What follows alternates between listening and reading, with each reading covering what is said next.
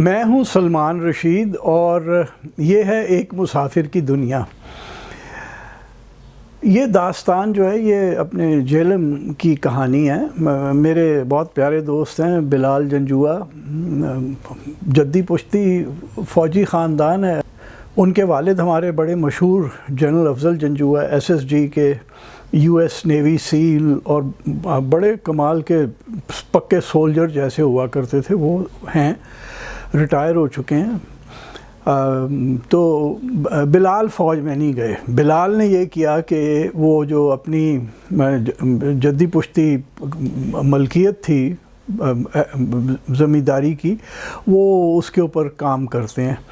اور جہلم سے اگر آپ جنوب دکن کی طرف چل پڑیں تو ایک گاؤں آتا ہے سنگھوئی، اس سے آپ آگے آئیں تو بنہا ندی ایک ہے، وہ ساون بھادوں میں یا بارشوں میں بھرتی ہے، اور جب کبھی بھادوں میں صحیح کی بارشیں پڑ جائیں ساون میں تو پھر تو وہ بہت ہی طوفانی ریلا بنتا ہے نا، کیونکہ اس کا پاٹ بہت چوڑا ہے۔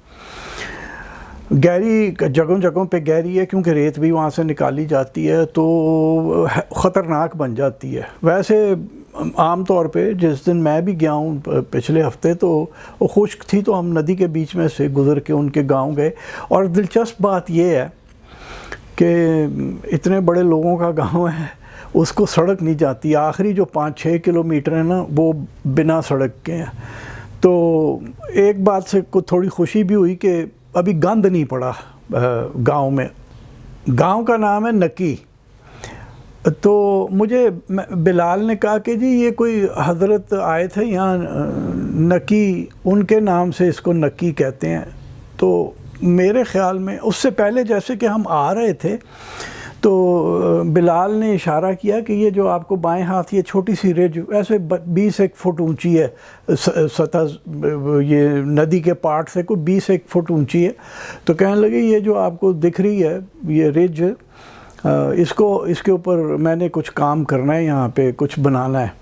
تو یہ اس قسم کی جو رجز ہوتی ہیں، آئسولیٹڈ قسم کی رج یا چھوٹا سا ٹیکری کوئی، اس کو جہلم اور یہ چکوال کی زبان میں نکا کہتے ہیں۔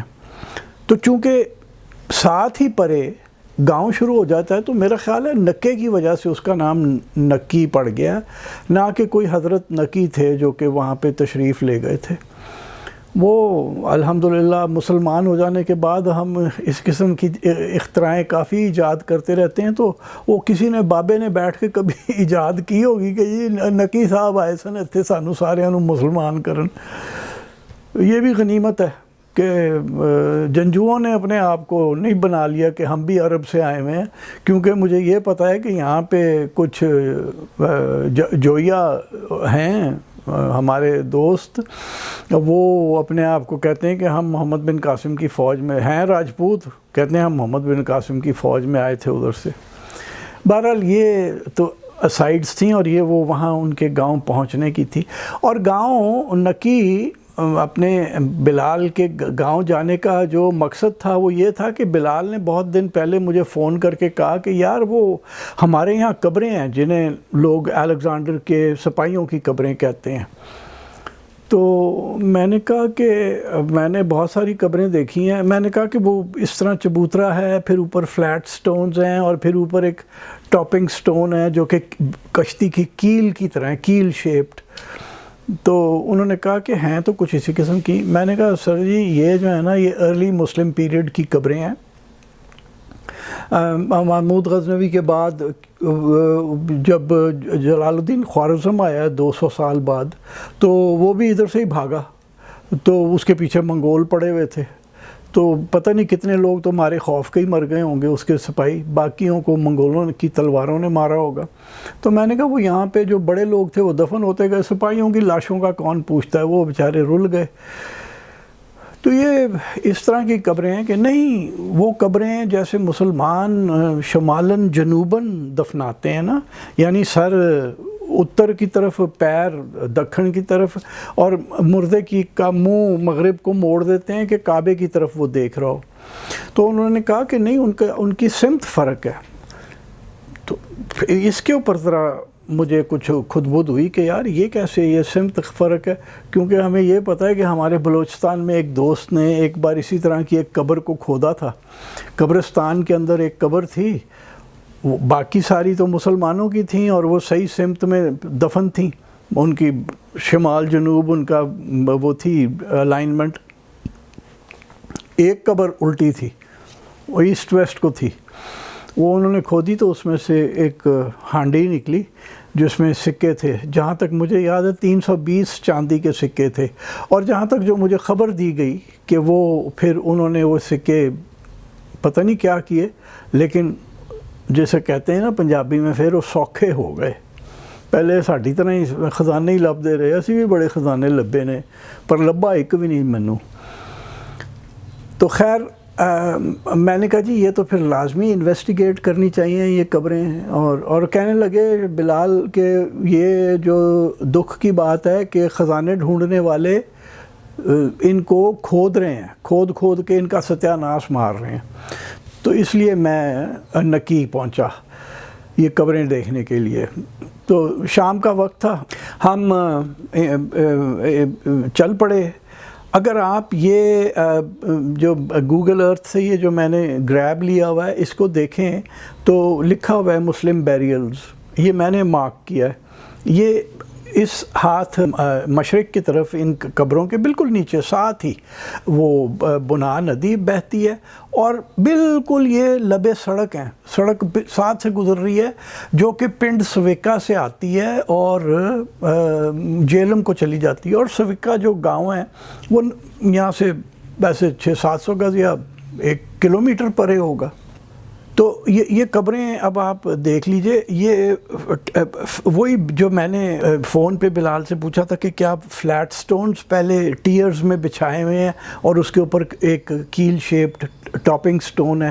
یہ جو آپ سوئس رول کی شکل کا پتھر آپ دیکھ رہے ہیں، یہ وہ کہیں پہ وہ بالکل کشتی بحری جہاز کی کیل کی طرح ہوتی ہے اور کہیں پہ وہ یوں گول بھی ہوتی ہے. تو یہاں پہ وہ گول استعمال کی گئی ہوئی ہے. یہ جو آپ دیکھ رہے ہیں یہ وہ اس کا ٹاپنگ سٹون تھا. اور جو مجھے لگ رہا ہے کہ وہ یہ قبر کو کھودا گیا تو پتھر بیٹھ گئے، اور پتہ نہیں وہ خزانے ڈھونڈنے والے کا کو ہاتھ پاؤں ٹوٹ ہی جاتا تو چنگا تھی، پھر بد دعا سمجھ کے تھے نہ کر دے کم. لیکن وہ بیٹھنے سے یہ قبر خراب ہو گئی. اس میں اس کیل سٹون کے اوپر آپ کو ایک ہاتھ سیدھے ہاتھ پہ ایک نوب نظر آ رہی ہے جسے باس کہہ سکتے ہیں آپ. یہ ترکوں کے اندر رواج تھا اور ان سے ہمارے یہاں بھی آیا، کیونکہ اگر آپ چوکنڈی قبروں میں بھی دیکھیں تو جو مردانہ قبریں ہیں اس کے اوپر ایک اسی طرح کا باس بنا ہوتا ہے پگڑی کی شکل کا. ایکچولی پگڑی کی بالکل شکل تو نہیں بنتی، لیکن وہ بنایا ہوا سمبل ہے پگڑی کا ہی. تو یہ جو باس ہے یہ بھی پگڑی کی نشاندہی کر رہا ہے، اور یہ کسی بندے کی قبر ہے. یہ کھودی گئی. اس کے ساتھ آپ دیکھ لیجئے جنرل ویو ایک جس میں آپ کو الٹے ہاتھ پہ بنا ندی نظر آ رہی ہے، اور یہ قبروں کا جو حالات ہیں وہ آپ دیکھ لیجئے. یہاں آپ دیکھ لیں کہ وہ کسی نے بیوقوف نے وہ قبر کھودنے کی کوشش کی ہے. وہ خزانہ نہیں، لیکن لوگوں کے دماغ میں ایک فطور ہے کہ ہر جگہ خزانہ ہے. ہم نے تو اچھی بھلی عمارتیں ڈھا دی ہیں خزانے ڈھونڈنے کے چکر میں. یہ چونیا کے پاس راجہ ٹوڈر مل کی بنائی ہوئی اتنی خوبصورت بارادری تھی، اس کو توڑ تاڑ دیا، سارا ستیہ ناش کر دیا ہے کہ جی اندر سے خزانہ نکلے گا. تو خزانہ تو کوئی نہیں نکلا. ہمیں یعنی جو ہماری نیشنل ہیریٹیج ہے ہمیں اس کی کوئی پرواہ نہیں ہے. ہمیں صرف یہ ہے کہ جی بچوں خزانہ نکل آئے گا. تو خزانے نہیں نکلتے کہیں پہ بھی، عمارتیں ہم دھڑا دھڑ ڈھائے جا رہے ہیں. اس کے بعد یہاں سے ہم جب میں نے کہا نا جی اپنا میں نے کمپس نکالا، میرے پاس ایک کمپس ہوتا ہے ہر وقت میرے کیمرہ بیگ میں، میں نے کمپس نکالا، میں نے رکھا اور میں نے بلال کو کہا کہ یہ آپ دیکھ لیجئے کہ یہ قبریں عین شمالاً جنوباً الائنڈ ہیں، بالکل جیسے مسلمانوں کی قبریں ہوتی ہیں جو میں نے عرض کی تھی کہ یہ مسلمانوں کی ہیں تو وہ ہیں۔ بلال چونکہ ایک پڑھے لکھے اور سمجھدار آدمی ہیں تو وہ تو مان گئے، لیکن مجھے یقین ہے کہ جس بندے نے انہیں خبر کی دی تھی نا کہ جی یہ تو الیگزینڈر کے سپاہیوں کی خبریں، کیونکہ ان کا تو سمت ہی اور ہے، تو وہ نہیں مانے گا، وہ کہیں سے ایک خراب کمپس بھی لے کے آئے گا جس سے ثابت ہوگا کہ یہ قبروں کی سمت کچھ اور ہے۔ وہ ہم ایک تو الیگزینڈر ہم نے ساروں نے ماما اپنا بنایا ہوا ہے نا، وہ پتہ نہیں کیا ہمیں اس کے ساتھ عقیدت ہے، سالا لوٹ مار قتل و غارت گری کرتا رہا ساری زندگی، اور وہ ہمارا ماما بن گیا ادھر آ کے۔